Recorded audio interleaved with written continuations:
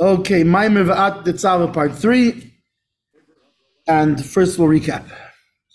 So, first of all, just for anyone who wasn't here for it to remember it, this was a Maamar that was originally said on Shabbos Tetzaveh on the 10th of Adar 1 in Tafshin Mem Aleph. That's 1981, but it was given out.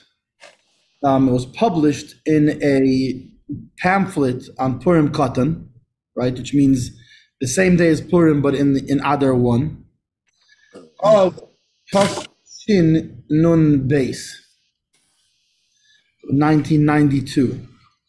And this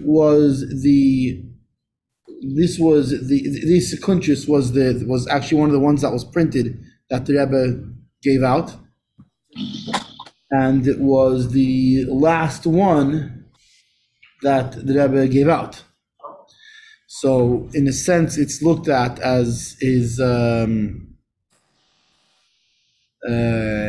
instructions to us of what do we do when, his instruction to us. Now, what's interesting is what's the whole thing about?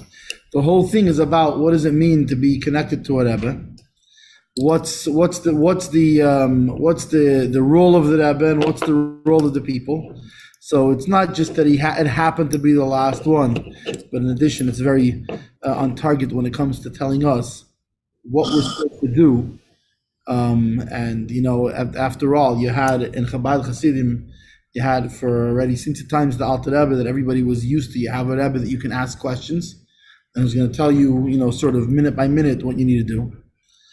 The truth is there were other sikhs things that the Rebbe gave before, gave around at that same time, which were very obvious. When you look back at them now, it was very obvious that he was giving us instruction on basically how to complete the process of revealing Mashiach in the world. So anyways, it starts off, Veata Tetzaveh b'nei Yisrael, and you command the children of Israel, right? This is from the Apostles in the Torah. V'yikhu elecha shemen zayizach, and they will bring to you pure olive oil, kasis lamo'er, crushed as a source of light. Tamid, to raise an everlasting light. So the Rebbe starts by asking several questions about this. First of all, why does it say Veata Tetzaveh, and you command the Jewish people? This is something that's unique to this pasuk, and generally it says first of all it starts with Vayidaber Hashem el Moshe leimer, right? And then Hashem spoke to Moshe saying, Tzaveh b'nei Yisrael, command the Jewish people. Which the obvious implication of that is I am telling you, Moshe, the commandment, and you bring the people my commandment, Hashem's commandment.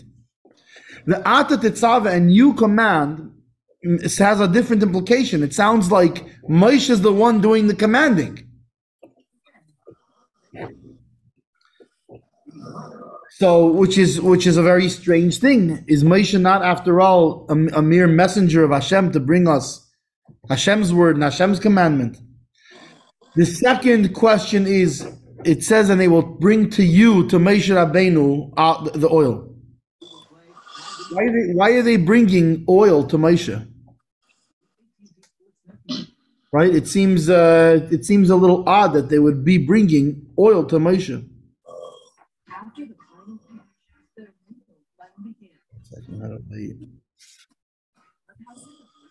Why did it say on here? Yeah, it should be.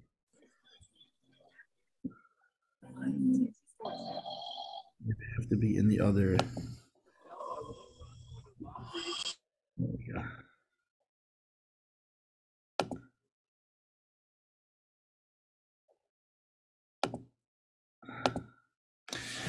So, why are they bringing the oil to Moshe? Is not Aaron the one who deals with the menorah? So why are they bringing the oil to Aaron's the one who deals with everything in the menorah? What does it mean, bring to Moshe the other oil? Another question. Why does it say Kosis Lamar, crushed as a source of light? Why doesn't it say bring him olive oil to make light? No, crushed to the source of light. And one last question he has is, why does it say in the next pasuk, it says Me'erev ad Boker, from the evening till the morning, and here it says Ner Tamid, an everlasting. Which is it? So he starts off by explaining the first, by explaining about the first question, that the previous Rebbe explained in a Maamar Veata Yehudim, also from Purim Katan time. And it was actually a Maamar that was about Mesiras Nefesh, self-sacrifice, and it was a Maamar that the previous Rebbe gave with great self-sacrifice himself. He was during a time that was very, very the KGB was or NKVD, whoever was at the time, was really breathing down, and they're watching every move. There was actually many who advised him they shouldn't be giving Mamarim at all. He shouldn't be making even gatherings, and certainly not Mamarim. And if he does give Mamarim, he should be very careful what he talks about. Keep it. And yet he called a public gathering, and he spoke about having self-sacrifice to maintain Yiddishkeit. So it says in this Maamar that what does tzivoi mean? What is commandment? Right? And you command the Jewish people. So tzivui comes from tzavsa v'chibur, right? What's tzavsa v'chibur? A connection, a tying, being tied to each other. Comes from you. So what does it mean Veata Tetzaveh? And you connect the Jewish people. So that's why it says and you, because you, Moshe, you connect the Jewish people. That Moshe is the one who ties the Jewish people to the light of the Infinite One.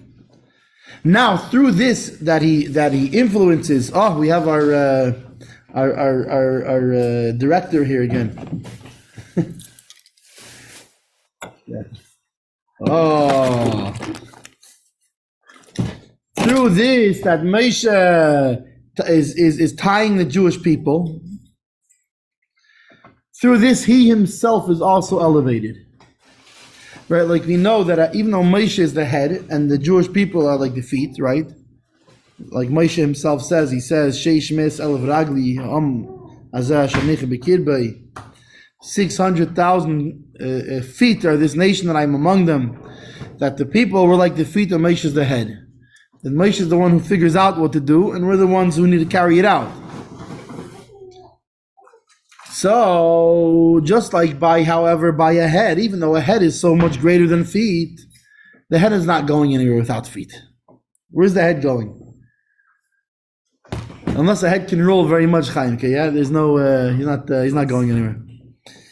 So a head needs feet to go, and so for a person to go, for a head to go from here to there, there needs to be feet that takes him from here to there. She likes this Maamar, no? Oh yeah.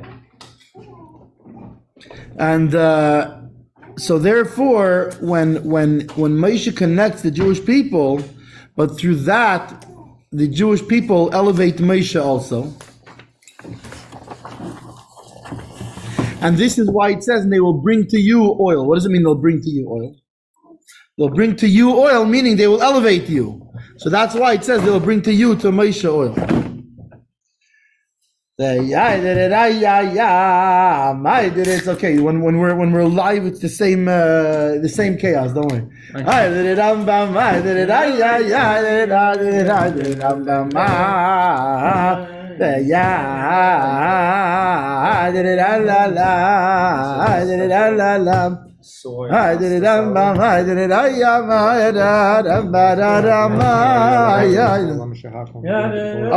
Amen. Chaim Lecha.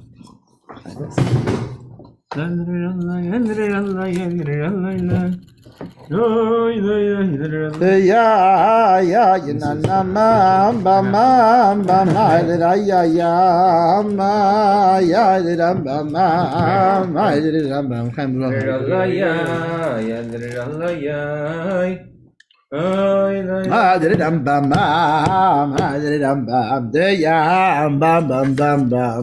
trying to do this delicately. Oh, okay. Here we go. Nah, we don't believe in delicate. Don't want to make a mess. Yeah. So to explain this, the Maamar, meaning the Rebbe continues explaining the Maamar of the Frierdiker Rebbe. So in that Maamar, the Frierdiker Rebbe explains that Moshe is called Raya Mehemna, which usually is translated as, well, like the trustworthy shepherd. Faithful shepherd. Faithful shepherd, yeah. So there's two meanings. One of them is that he's Raya Nemet, so he's trust. You can trust him. You can have faith in him to be a good shepherd. The second meaning is that what does he shepherd with? Faith. Meaning that how does he give them sustenance? The sustenance that he gives them is faith. So hang on a second. Like Nathan asked last time, what does it mean he sustains them with faith? We know the Jewish people on their own, we're born with faith. So what does it mean Moshe sustains us with faith? So the Jewish people are believers, the children of believers. They have within them this thing that they believe. However, it doesn't always come out in action. It doesn't always come out in an actionable level. As you can see, you'll have a Jew and he thinks he's an atheist, right? There's such a thing. You probably heard of this. At the same time, this Jew and atheist, he also believes in God. Why? Because how we know? Because we know every single Jew believes in the Eibishter. Now, why does he think he's an atheist? Maybe like Dr. Green and I have had this conversation a lot about, the God that you don't believe in, I also don't believe in.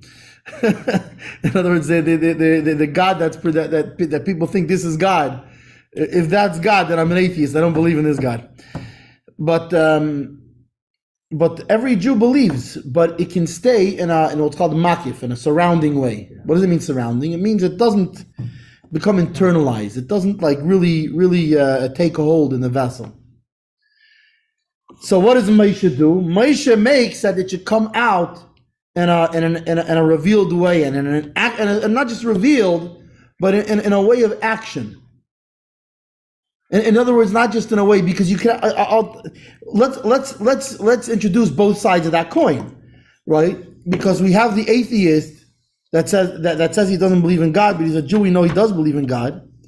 But we also have on the flip side, we have the guy who says he believes in God, and the God he believes in that he's saying he believes in is not God. So it goes both ways, right? So, but what Moshe does, he takes that faith that we have inside of us, that we believe in the one true Hashem, and he brings he influences us in such a way that should come out in a revealed and actionable and internalized way. So this is what Moshe is called the shepherd of faith. Is not just Moshe himself, but this is also applies to the extension of Moshe in every generation, which is the heads of the Jewish people in every generation, which they strengthen the faith of the Jewish people in their generation. Right, as we know that when Moshe Rabbeinu passed away, the Eibishter gave Yeshua the task of continuing that, and he said that they will listen to you just like you listened to my servant Moshe.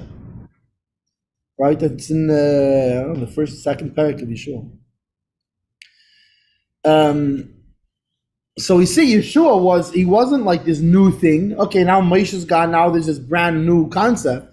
But rather, Yeshua was an extension of Moshe Rabbeinu to his generation, and so too the leaders of the Jewish people in every generation are an extension of that. So, like the sages say that Mordechai in his generation was like Moshe in his generation. That even during the time of the decree of Haman, right, which you weren't allowed to during this time. It wasn't just about on this day we'll kill them. It was a whole It was the whole thing against the way the Jewish people act, right? What was the whole thing he tells Achashverosh? There's this one nation that's separate. They keep separate from all the other nations, and they don't do, and then they have their own traditions, etc., etc. So carrying out Torah and mitzvahs in the time of Mordechai was connected with mamish with kipshute, like literally Mesiras Nefesh. You know, we call it self-sacrifice, but it actually means giving one's life. A self-sacrifice, the degree of giving one's life. During the time of Mordechai, it was literally that under such threat. And what did he do? What did Mordechai do? He gathered big groups of people, and actually especially children. It says he gathered 23,000 children, made a giant Tzivos Hashem rally, to strengthen the faith of the Jewish people, to stand strong in Torah and mitzvahs. So that's the next thing that's explained in this Maamar Veata Tetzaveh, says the Rebbe. And the next thing that's explained is he goes to explain the idea of kasis lama'ir, of this thing of crushed as a source of illumination. Meaning as a source of illumination, and not just to light up. That in the times of Golus, that everyone is in a broken and downtrodden way, meaning that's crushed. That's what it means, crushed during Golus. This is how you get, specifically through this crushing of Golus, is how you get to the source of light, to the Atzmos, to the very essence of Hashem, that the light came out of. Not just the Oirei, not just the light of the infinite one, but it's through this crushing that we have Mesiras Nefesh, and through the Mesiras Nefesh, through the self-sacrifice, that's how we reach the essence of God Himself.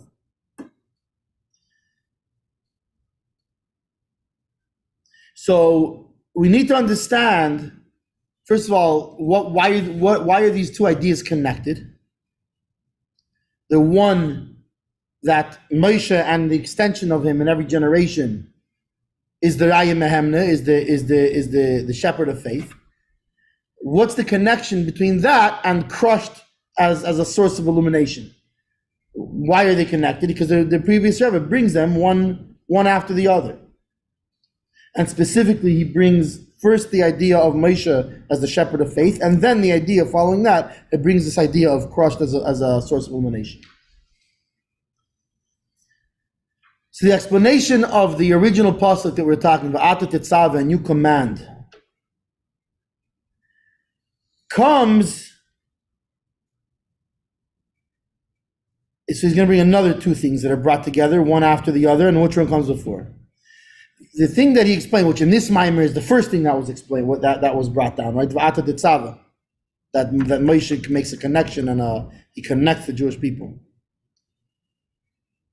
But in the Maamar Veata Tetzaveh, that comes after the explanation in the beginning. What's the explanation in the beginning? That Maamar doesn't have the same title, Veata Tetzaveh.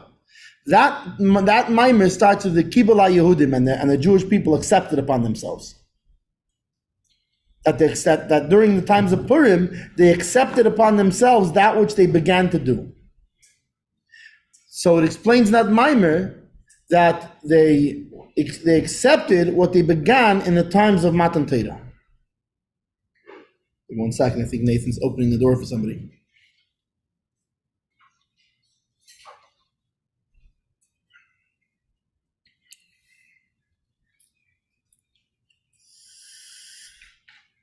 Should find out if there's a way to get like a mobile connection to the camera over there, that I can see the camera and open the door for like, that would be a great way to do it.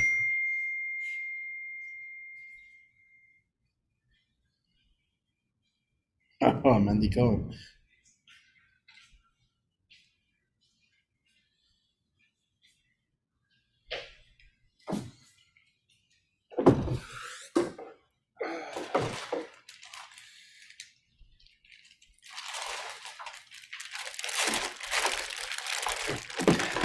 So I should probably tell him.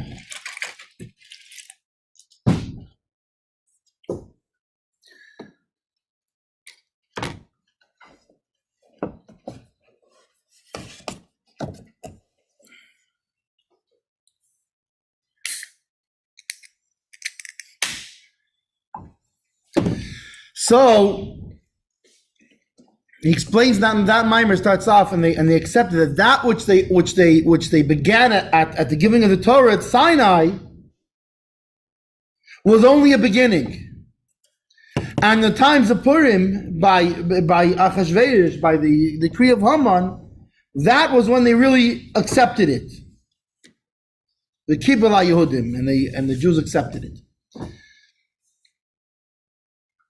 That they said Nasa v'Nishma, we will do and then we will hear at the giving of the Torah, that was only the beginning. And the times of Achashverosh, they actually actualized it. So in the Maamar of the Lubavitcher Rebbe, he asked it. This seems to be like a surprising statement. In Matan Torah, the Jews were at the ultimate of height, of spiritual heights. They were also at the ultimate revelation. I believe the term we used for that was the greatest revelation ever. Meaning, even though before that was the coming out of Egypt, where the plagues in Egypt, all the great miracles in Egypt. As we know from the Haggadah that the miracles by the sea were even greater than those in that it was mamish the hand of God. However, even the hand of God, and even though it was He Himself and not a messenger, etc., that took them out, but the actual revelation of He Himself, Anoichi, Hashem Elokecha, I am Havaya, your God, was by Matan Torah. This was the greatest revelation of God to ever happen on this earth. In the times of Achashverosh, they were at the ultimate of low. Not only were they, just like we know that every Golus is an extension of the Golus in Egypt, so not only were they low just like in every other Golus, but they were, we're talking about they're standing by the gates of Auschwitz, being ready to be led in, to be all murdered. This is the situation they're in.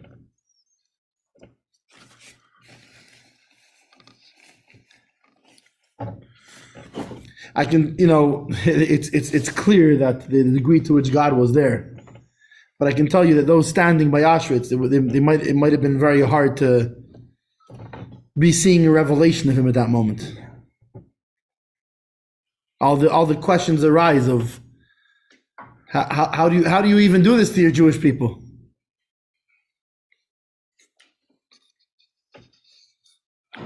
So this is the times of Haman.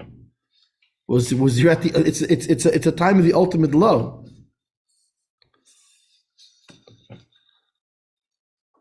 It's really a bad example to bring. I'll tell you why. Because the second you bring that example, it's already answered the question. If I tell you that there's people standing in Auschwitz were higher than the people standing at the giving of the Torah, it's not. It doesn't take a lot of imagination. Of course they were higher, but that's really the answer to this. Is when you're standing by the revelation of the giving of the Torah, it's very easy to believe in God. In fact, like, what can you imagine what kind of person could I don't think there could be any person who could stand there in front of that revelation and not choose God at that moment. The guy standing by the gate of Auschwitz, and at that point he's saying, I don't give up my Torah and my mitzvahs.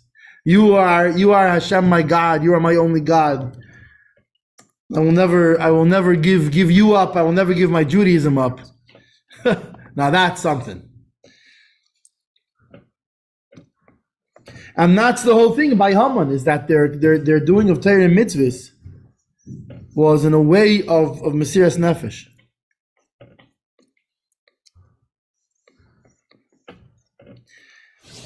That on top of this, that they had the self-sacrifice, not to deny God,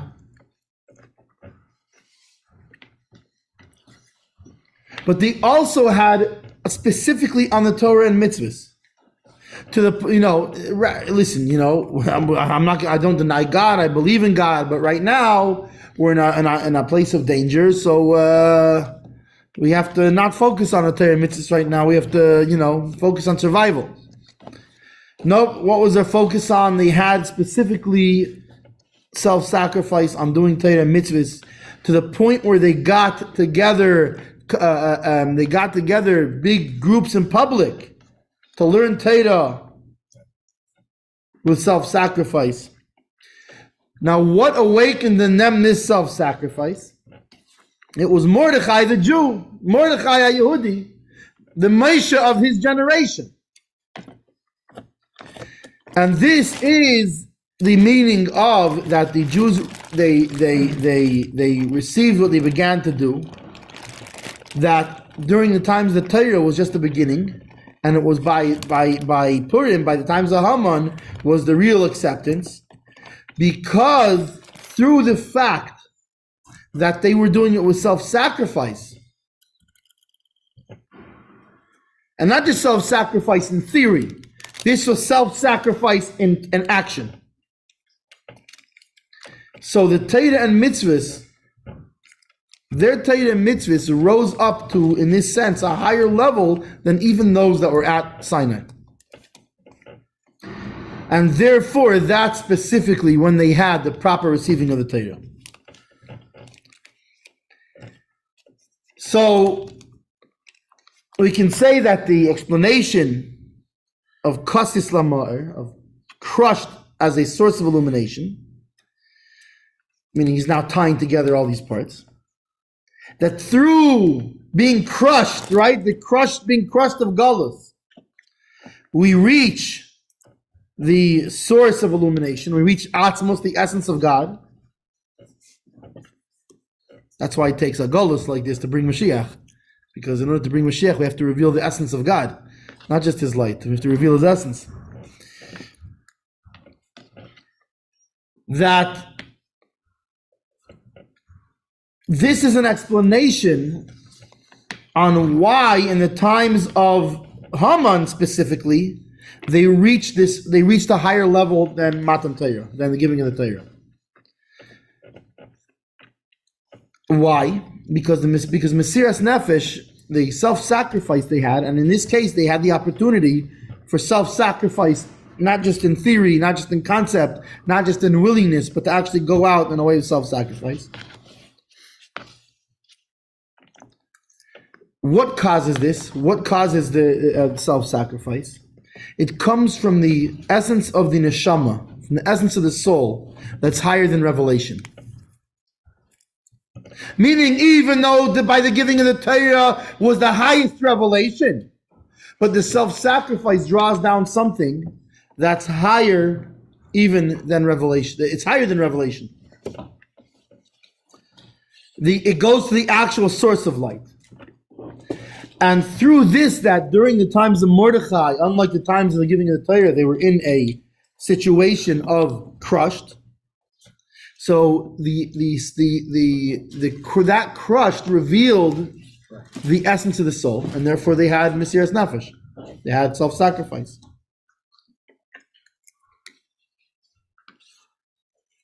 However, so that seems clear that these things are connected. The fact that they're crushed, and the fact that through being crushed they reach the essence, and the fact that the ultimate revelation is through, or not even revelation, even higher than revelation, the ultimate connection is through self-sacrifice. The fact that comes after he first explains the idea of the Raya Mehemna, the shepherd of faith, points to the fact that the being crushed leads to the source of illumination, has something to do with the fact that Moshe is the one that is the shepherd of faith to the Jewish people. And the fact that, what does that mean? Meaning that he takes their faith that they're born with and brings it out, that it should be in a revealed and actualized way by them, in a pnimius way. So this can be explained through this, that the Jewish people believe in godliness in a simple faith. And they do not need any proof about this. In fact, even a Jew, if he's standing in front of you, trying to prove to you that God doesn't exist, at the very time he's trying to prove that to you, he actually believes in a way that's higher than proof that God does exist, and that God is the only true God. So why does a Jew not need any proof on the existence of God? It's because of two reasons. The first reason is mazalayu chazi. His mazel sees, meaning there's a part of the neshama that's higher than being enclosed in a body. Right? Because the part of our neshama that's enclosed in our body now becomes enclosed in our brain and becomes subject to logic. However, our neshama there's only a little part of our neshama that's actually in our body. And the part of the neshama that's higher than our body is not bound by our human brain. It's not bound by logic, which is very funny. This is what you see unfolding in the United States today. Is you have the liberal movement has their logic.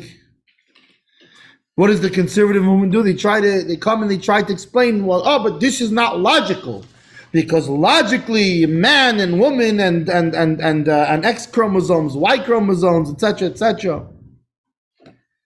Ultimately, they're really not. They're not as far ahead as they think, because all you're saying is that, according to your logic. First of all, logic itself is not objective. Logic itself is subjective, and the proof is Very few people are aware of that. Right? Everybody thinks that logic is and it's your logic. And your logic, you'll go to somebody from a different culture and they'll laugh at you and say, look how illogical this American is. Everything he's saying makes no sense.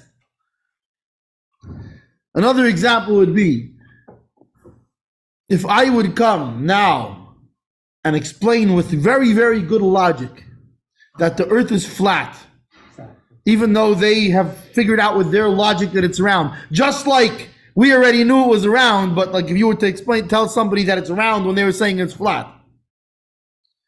These were all things that came from logic. Human logic. This is where, in fact, the idea that the earth went around, that the sun goes around the earth, mathematically you can have equations, which they did back then, to show, in fact, with what's called epicycles, and it worked. It was just right, or how they showed that what was it? I forget what it was. There was something that showed that they took something completely unconnected that happens to have a similar trajectory, and they showed how piracy must have been the cause for some completely disconnected thing. I forget what it was. But logically it makes sense. Look, exactly right, and this is the funny thing is that when you have the conservative logic, with everything is logic, and we can logically prove your logic is no better than their logic, and it's actually a sad thing that you have very often. You have, listen, I understand that you have to ultimately at some point you have to choose based on policy making or whatever, but you have Jews and even Jews who are believing Jews who fall into this trap of thinking that the conservative movement is any better than the liberal movement, and I'll tell you what, in some ways they're not at all.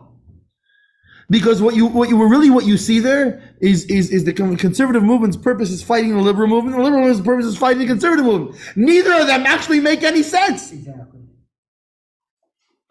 And the proof of it, what you see is, if you look in the world, what are they doing?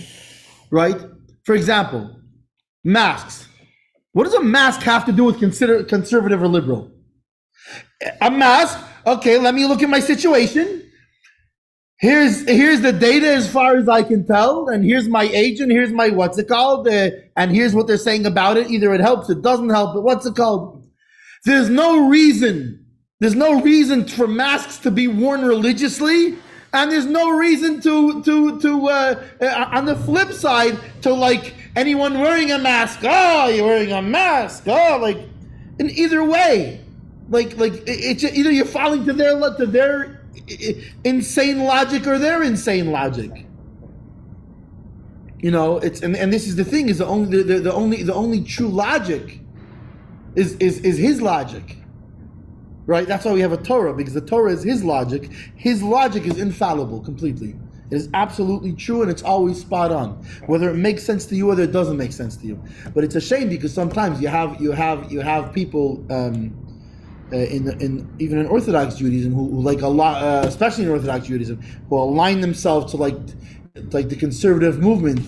Like you're following a false messiah, not Trump and by the way, not just Trump, not Trump and not Pence and not Biden, not any of them. These aren't the people who run the world.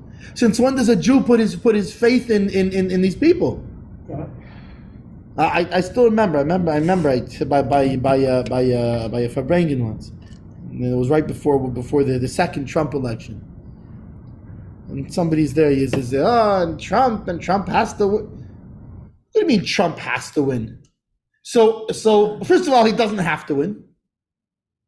We don't know that yet. If it turns out he didn't win, or he did win and they stole it from him, one or the other.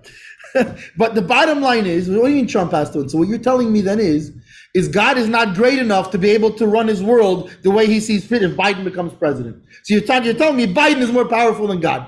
That's what you're telling me. God runs this world. What are we falling into? So this is the thing, is people believing in God. When they don't believe in God, it's because of their own human logic. Even when they believe in God, I hate to tell you, they're usually believing in a false God, because it's the God that their human logic can wrap its head around. It's not a God. You know, and this is, by the way, this is the God of the conservative movement. We're not recording this, don't worry. We're not recording what you're saying. Oh no, it's everywhere. Uh-oh. This is everywhere. This is everywhere. What do you the chorus? You and Spinoza. In other words, there's all of these movements they're all false movements and I'll give you an example. The idea that economics is the single most important driving thing or whatever, and supporting oil companies and all these things, and there's a lot of corruption and things on the conservative side of the thing, and on the liberal side of the thing. It all depends what your false God is. But for example, why do you have to support these insane ideas? And here's the funny thing, which even many of the other religions, even the most like orthodox part of their religions, are afraid to even mouth the words and talk about the whole thing with men becoming women and women becoming men, and to talk about that this is utter insanity. Even in some of the religions, wait a second, you're people of God. You become afraid of what the people are going to think. You're trying to make your religion fit people. It's God. If it will be me and 10 people who speak the truth, it's better than all the world speaking half the truth.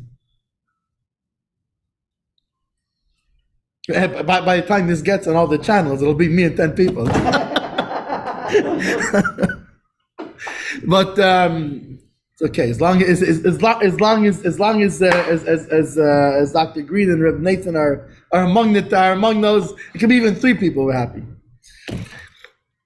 So, and of course our executive producer Ira, we need him. If not, who's going to hack us a chinik to make sure we make this year? We'd end up So this is the thing with human logic. And why human logic, even those who think they believe in God, but they're believing in God in their human logic way. It's a problem. Yeah.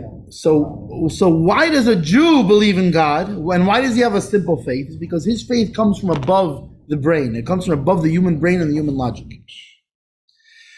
And there's in 2 ways. One is mazalayu chazi, that is mazel sees, meaning there's a part of the neshama that gets a revelation of godliness, and it knows the truth of God's existence, and it knows the truth that he is the only true being and no other beings and all other beings are only through his being and created by him, that he was, he is, he will be. This is something that the soul on a higher level sees in a factual way, as a reality, higher than logic, right? And to this all the university people will laugh. Oh, what do you mean higher than logic? Yeah, there's higher than logic, and a faith that comes from higher than logic. Like for example, if you see person A right here, person A shoots person B, and person B's dead body is on the floor with blood all over. And then I'm going to try to explain you logically why. No. I know it. I know you just saw it right here. I'm going to explain you that logically, really what you saw, you can't explain me. There's what I know. It's the same thing. There's God is known by the soul. This part of the soul that's above being in the human body, that's above investment and enclosement in the human body. So that's one. And this draws down into into us as humans, even once we do come and put on our brain and our body. So that's the first reason that a Jew believes with a simple faith. The second reason is because the source of faith is from the essence of the soul, which is even higher than this place where there's a revelation, right? Where it's revealed to the soul completely that God is the truth. In fact, the essence of the soul is higher than any revelation at all. It's higher than a revelation. That the essence of the soul is tied to the essence of godliness.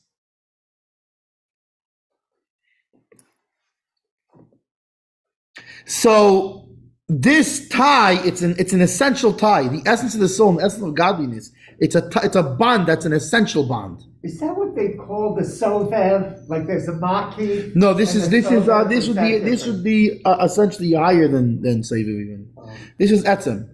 Even Sovev is a Sovev light. It's a light that's in other words, what you call makif would be the first one we said. Yeah. Makif would be that mazalayu chazi, that your mazal sees. Yeah. Why? Because your body, the mamala, the filling lights, is in your body. It can come into these vessels and it can enliven them and move them and make this brain think and this mouth talk. Okay. The mazalayu chazi is the soul as it is above it being enclosed in the body. Right. That's makif basically. Oh. So that's the first reason. The first reason we believe is from makif. But by makif there's a revelation of the truth of godliness. But then there's higher than that. There's the essence of godliness that's higher than even a makif sort of revelation. It's higher than any sort of relation. It's God in his essence. And us in our essence, we are completely tied with God in his essence. And because it's an essential tie, we believe. Because we're part and parcel. We're not a separate entity. If I would ask you to explain who the true you is, it would be very hard. At the same time, there's you. And you know you, even if you can't, not only you can't explain it to me, you can't even explain it to yourself. Absolutely. But yet there's a you, and there's a you that is more, that is just, and it's not your arm, and it's not even your brain, and it's just you.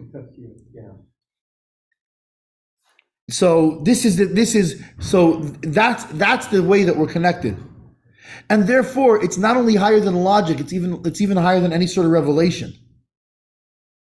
It just is. Right, exactly.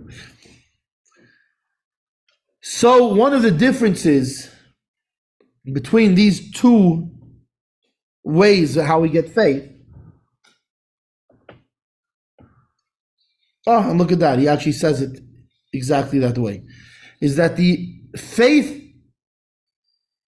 that comes from the mazalayu chazi, from the seeing of the soul above the body? And he says it just like, almost makes you wonder how many times Dr. Green has learned this maamar already. Because it says it exactly in those words, right? He b'vchinas makif. That the mazalayu chazi, this revelation that the neshama above the body has, is in a makif way. In fact, how do we know that it's in a makif way? Because it's the soul that's above the body. It is the part of the soul that does not enclose itself in the body, which is the very definition of makif. It surrounds. It has an influence on the body. It has an influence on the part of the soul in the body. It's not intrinsically enclosed in the body. It's not, in the very fabric of the physical person. Along the fact that it's a makif, that it's surrounding, also comes the fact that it's not in an actualized way. It's there, but it's kind of like almost in the abstract. So this is the belief of the Jew before Moshe Rabbeinu has brought it in an internalized way to him. So he's at the level of mazalayu chazi. He's at the level that why does he, even though he says he doesn't believe what we said every Jew believes. So why is there no action on that? Because it's in a way of makif. Because he hasn't yet been inspired by Moshe Rabbeinu to internalize it. But now, in order for that faith to be an eternal faith, how is that? That's through the revelation of this higher type of faith. It's a revelation of the fact that your essence is connected to Hashem's essence. So essentially, what does Moshe do? What Moshe does is he takes you from the place where there's just a part of you that's abstract, that's a surrounding light, that gives you an abstract faith in Hashem, and he helps you connect with the faith that comes from an essence to essence bond. And therefore, when that faith will come down, that faith comes down also in a way of etzem, of essence, of total internalization and total actualization and total connection.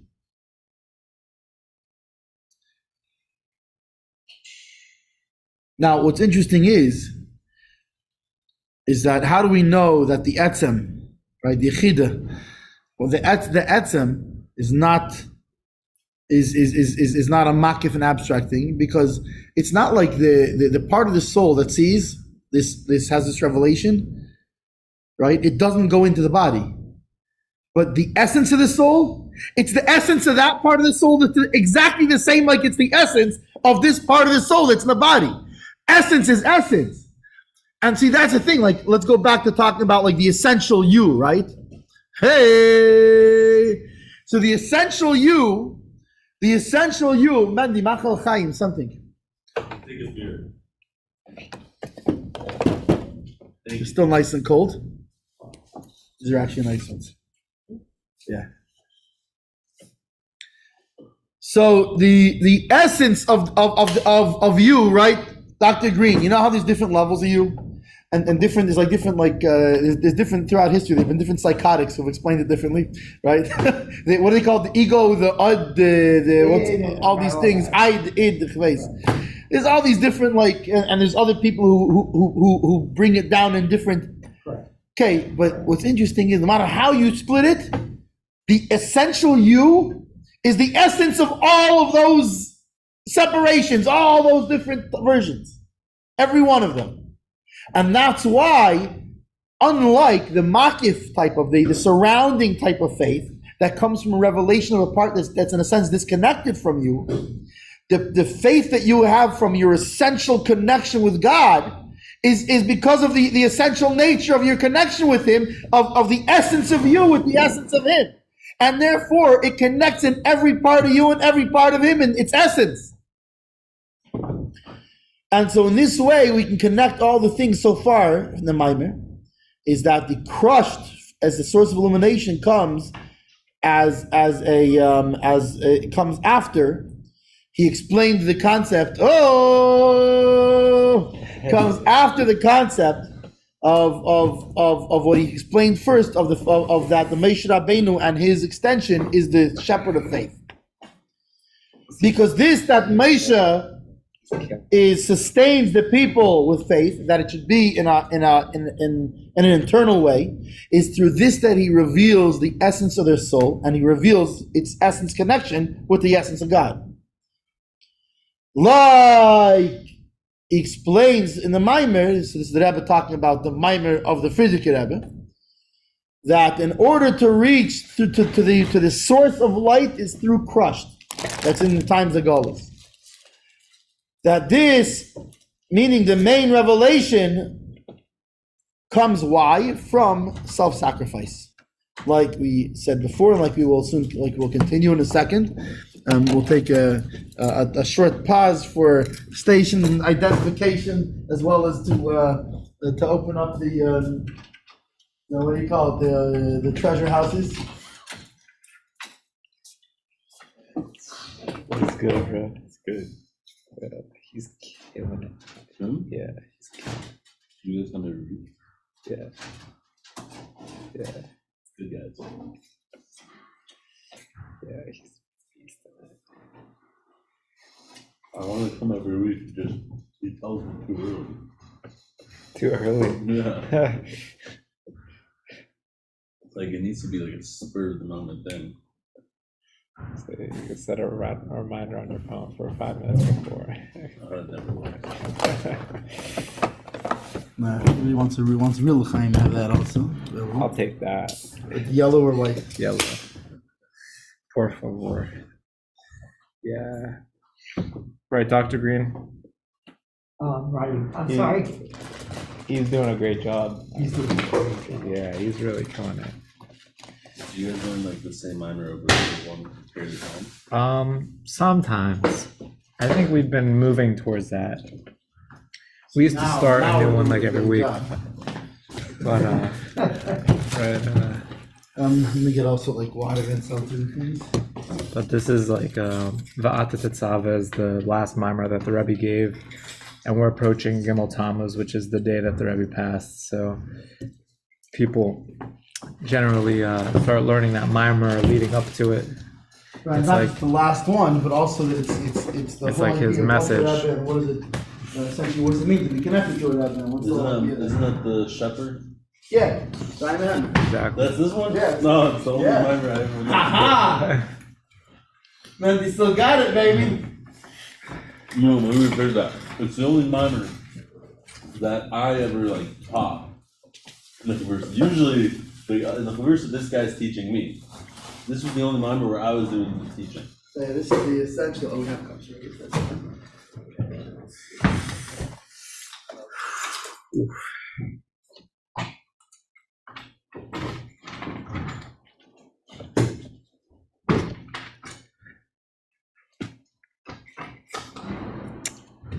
I thought you guys were like learning outside in like a sukkah. You smoke the cigar while you're doing that. Well, we usually first like learn some of the Maamar. We learn like I thought you guys meant that. we learn like inside Then we do. the Maamar, and then when we go outside, it's more. we go more to like you remember like the Hirsch Porch days, and then we were going to like No, I the. missed the first day. Oh man.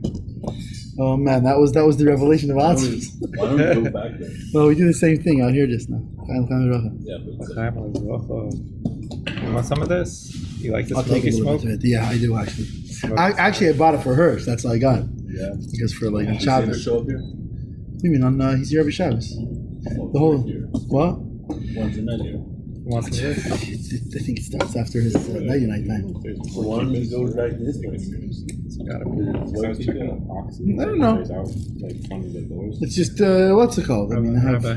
we got space here. Ask Rabbi. Oh yeah, there's like right near the main shul. Is it You know, the same place? it's not that thing. Yeah, that, it's like, empty. It's empty though. Really? Yeah, that's the thing. Oh, and let me see.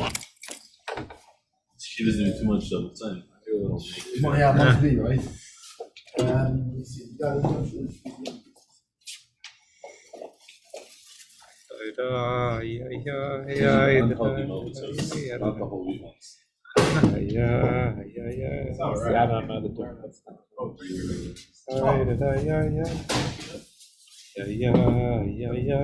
Ooh, that looks nice, Sam. Oh, that looks like a nice keeper. Yeah, serious business. Did Hillel Taratcher do an explanation of the whole shar? Ooh, man, that is. Yes, he doesn't have every chapter because, in other words, because some of the ones he's already explained them in combination with other ones, but he does explain the whole thing. Oh, but he's okay. I was just wondering. So the idea is that the faith of the Jewish people is in a way that it's not just a faith, but it's a faith to the point where he'll give his life for it. This comes from the faith that comes from the essence of the soul, right? That a Jew is willing to give his life for faith, because of his belief in Hashem. That doesn't come from this mazalayu chazi because he has a revelation. Because you know what happens. The second stuff is, the second the poopy hits the air conditioner, it's all of a sudden it's very hard to have revelation. But when it's an essential connection, then it's everything. You don't have nothing without it. So this point, so when you're giving your life on it, this is how you know this is a faith that comes from the essence of the soul. That the revelation that he has because of mazalayu chazi, because there's a part of him above his body that has a revelation, even though it's a very powerful thing, there's no question. As we know that that when you have when you know something, right? You know, and nobody can even convince you different. Why? Because you saw it, like we said. That this is it's a high revelation. However, his faith is still because of a reason, because I have a revelation. On the other hand, when it's like this, it's not tied to the essence of his being. On the other hand, so therefore, it's not necessarily will he give his life for this.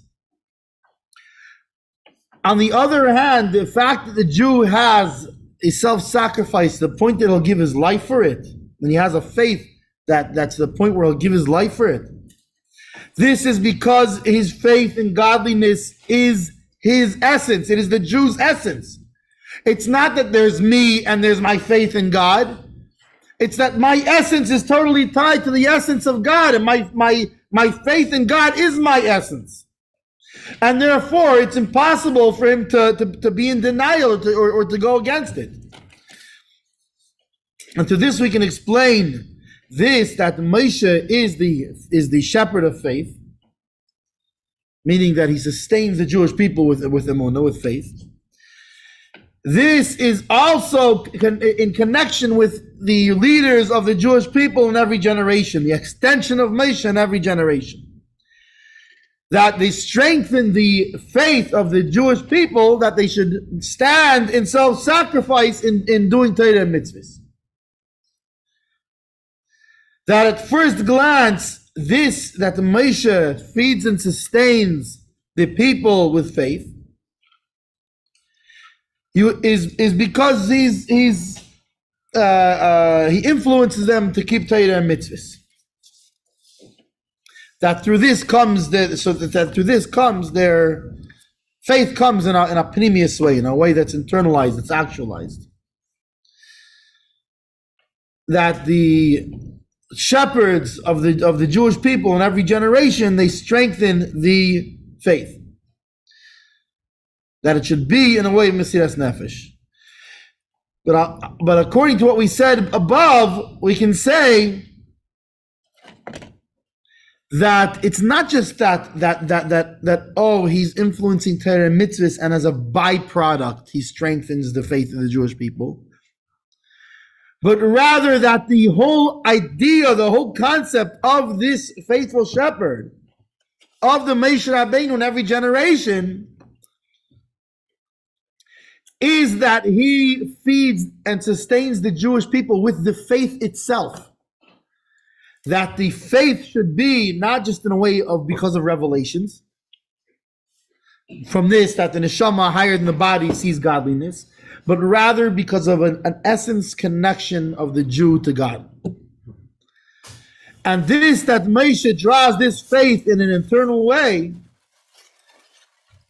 that it should be actualized, not only that, and that we should recognize that essence connection down here in a way of even understanding, is a product of that he's the one who feeds and sustains us with that faith itself. Meaning the drawing down of that faith from the essence of our soul, the way it is in the essence of the soul. That the drawing down of this internalized faith is by revealing the etzem connection that the essence of the Jew, right, has with the essence of God. So that's what Moshe is doing, is he's revealing. Now the essence connection we already have, because it's not that Moshe makes that our essence is that is what our essence is. That's the essence you.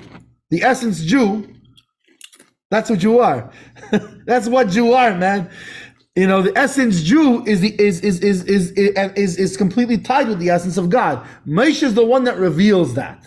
He's the one that brings that into a revealed way, that we realize that our essence is the essence of God. And through this, we can say that that the generations needed Mesiras Nefesh. So the shepherds of Israel, the extensions of Moshe, they strengthened them so that they should be able to have the faith to have that self-sacrifice when needed. So this idea of the faithful shepherd was revealed more in Mordechai than even in Moshe himself. Why? Because even though Moshe is the source of it, I mean, he's revealed more in Mordechai. Moshe is the source of it. But it's a matter of opportunity, essentially. Why? Because in the times of Moshe, there was no need for that Mesiras Nefesh. Everything was in miracles. Everything was what threat of death did Pari was gonna, what do you call it? He couldn't. His neck turned into a marble, and that was one of the tiniest miracles that ever happened to Moshe. You know. By the times of Mordechai, it was like they're gonna kill all the Jewish people. You're literally you're being led into the gates of Auschwitz now. So in that situation, to be able to remind them of their essence connection with God, and therefore that they're willing to total self-sacrifice, even to give their very life. So that is the idea of the Raya Mehemna, of the faithful shepherd B'Peil. L'chaim.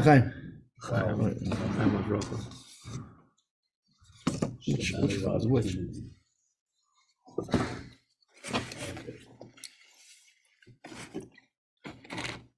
It's a matter of. Why do you think they confuse him with God? It's like the running backs, right? The greatest running backs are the ones that recognize when a hole is opened up. The opportunity is there. Sometimes they can even make a hole open up if they're really good. Who confused? But a lot of it is opportunity. What? Who confused who with God? What are you saying? The Jewish people confuse Moshe as God. Why? Oh, at some point. Or it's more saying Jews nowadays confuse Rebbe as God. Interesting. It's not surprising. It's coming a time now that every single Jew is going to be confused with God. You know that? It says that in the times of Mashiach, when the angels will see a Jew, they'll start saying holy, holy, holy. Because why? Like we're saying here, that the connection of a Jew and God is so essential, right? And the difference is now it's something that needs revealing, right? In the times of Mashiach, that essence connection that a Jew has is going to actually be revealed. It's going to be known to all. And therefore, when an angel sees a Jew, the thing about this, like the Malachi Asheris, the highest angels, they're going to think that the Jew is God, and they're going to start saying Kaddish, Kaddish, Kaddish. The coolest thing is when you go out and you meet someone random. I don't know if you're chilling with them. And they're like, "Oh yeah, I'm Jewish."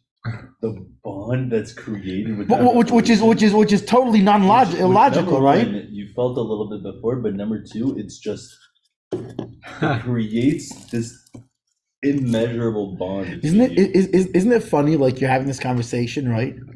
And then when the guy says it, it's like, now I get it. Like it was something, right? And you couldn't, and you didn't know whatever. Like, and then all of a sudden, it's like. And my physical therapy, this guy, he's not my physical therapist, but he's one of the aides. And so every time I go, he's always like the one, helping me, walking me through my exercise. We always mess around. We're always joking around. Like we became like buddies every time I would go there. It was really fun. And then one day I came and I took off my kippah. He's like, "You don't wear a clip? How does it stay on?"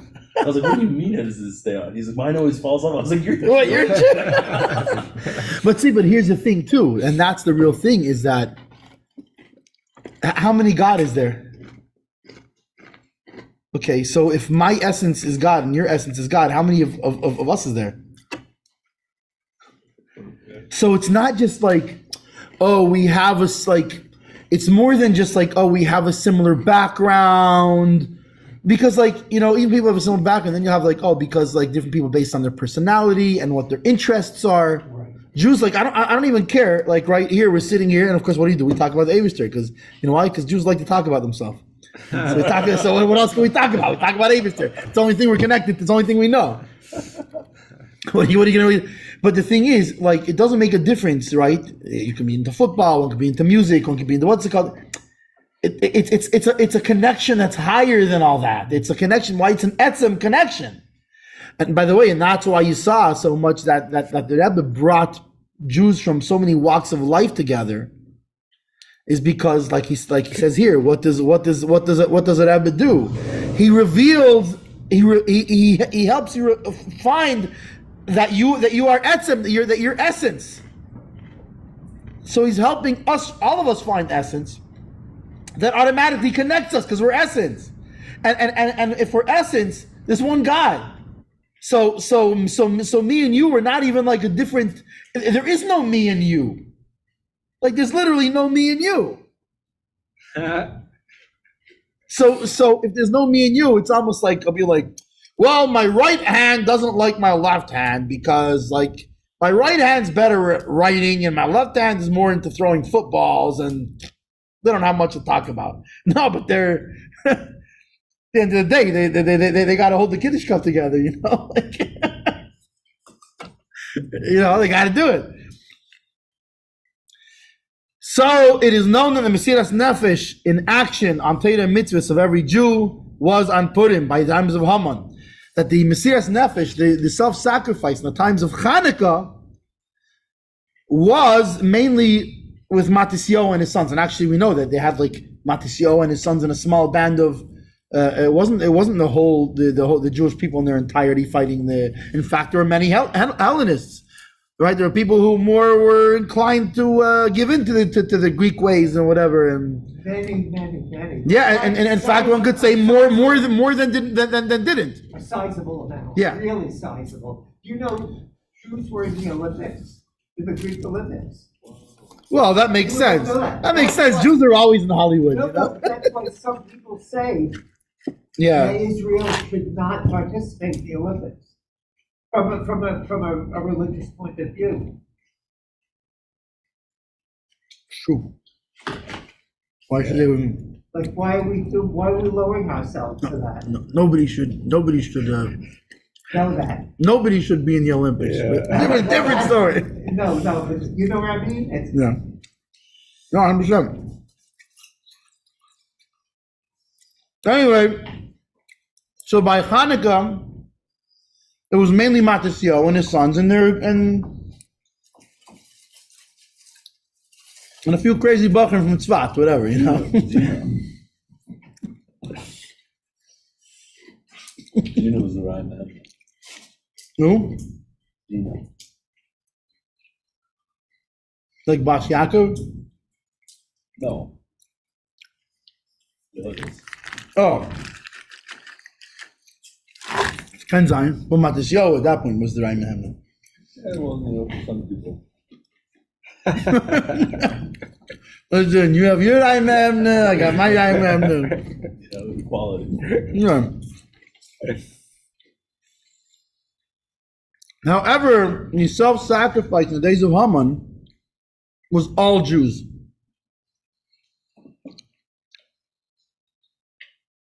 Not one single Jew went against Torah mitzvahs in this time. So this explains what's written in the Maamar that comes from the Medrash, that Mordechai in his generation was weighed against Moshe in his generation. That even though there's an extension of Moshe in every generation, however, Mordechai was like Moshe. Why? Because Mordechai was the leader of all Jewish people. He was the revealed leader of all Jewish people.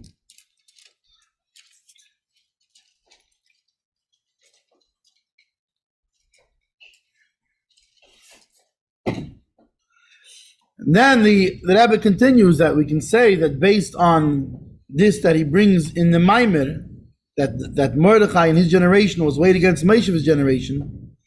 So through this, the Lubavitcher Rebbe made a ruling upon himself that he is the shepherd of faith in a revealed way of all the people of his generation.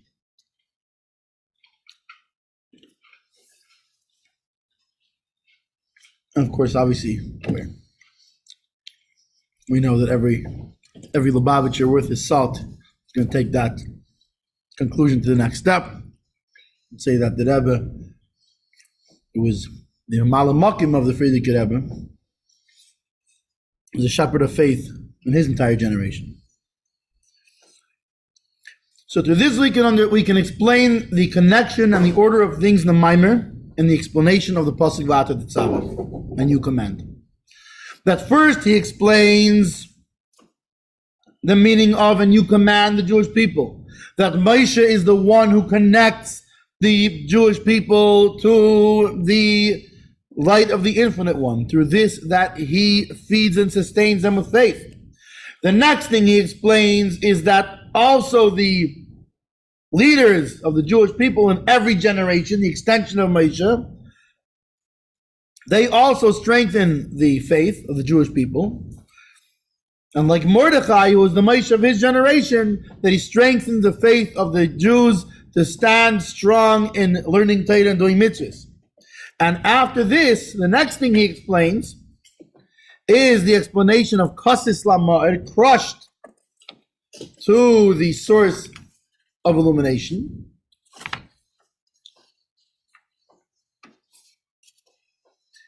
Because this, that Moshe reveals the source of light in the Jewish people, meaning that he reveals the essence of their essence, and how their essence is tied to the essence.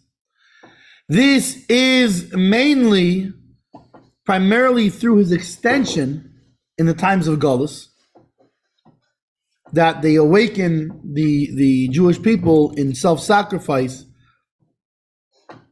that this is the main revelation of the essence of the soul, is self-sacrifice. And this is also Ma'er, that's why it's Kasis Ma'er, to the source of illumination, because the revelation of the essence of the soul is not even connected with the earth. It's not even connected with the Ein Sof. It's connected with the Ein Sof Mamish. It's connected with Etzem, Atzmus Ein Sof Alein. So we need to understand that according to this, the idea of crushed to the source of illumination is connected to, and you command the Jewish people. To this, that Moshe and his extension in every generation ties and connects the Jewish people with the light of the Ein Sof. And in the pasuk it says, "Kasis lamar," crushed to the source of illumination. After it says, "And they will bring to you olive oil," right? Shaman Zayzach, pure olive oil.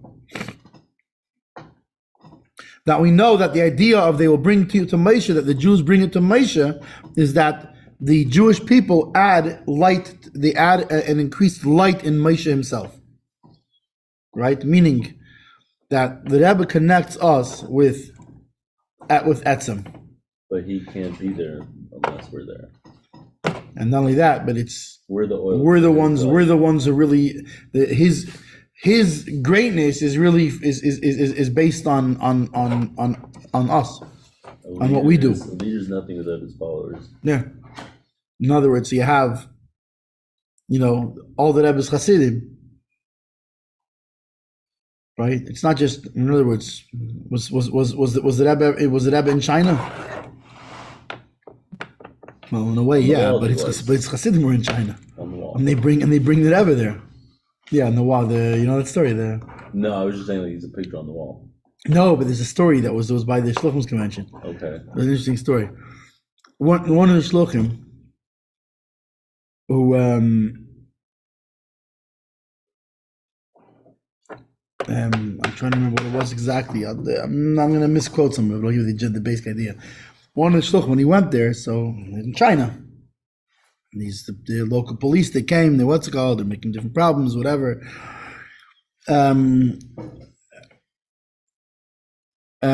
So whatever, they were, the whole thing. At one point, the guy asks him, he sees the Rebbe picture on the wall. One of these, like a senior guy, something, he sees the Rebbe picture on the wall. And he says, "Who's this?" So how do you explain the Rebbe? He said, "It's my father." So he looks at him and he goes, "Oh, you're the brother of the guy in that other," meaning there was another shliach there, in another place. And I guess he answered him the same thing when he asked him. So he goes, "Oh, okay, fine, we know who you are. You're the brother of that guy in this other city." Okay. That's hysterical. They both had the same thing. Yeah, they'd rather have a picture. And the guy, he comes see this picture, goes, "Who's this?" "Well, who's this a picture of?" "My father." He goes, "Your brother is in what? Okay."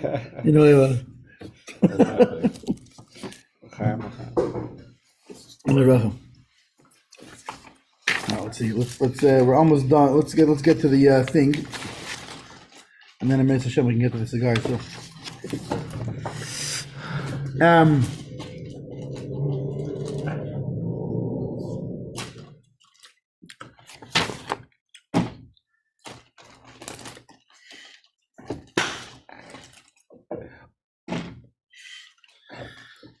So, according to what we just said, the idea of crushed to the source of illumination is connected to a new command to the Jewish people. To this, that Moshe and his extension connect us in every generation, connect us to the Ein Sof, and to the fact that and they should bring to Moshe that the Jewish people also elevate Moshe. It's 11:42 already. So I think we'll cut off a test, and we'll look to continue this. But I think the online chaver probably had their share, and also the outside chaver looking to. Rabbi, you did a great job. This was really a phenomenal share. So Mitzvah Hashem, we'll try next Wednesday to finish. Well, our executive.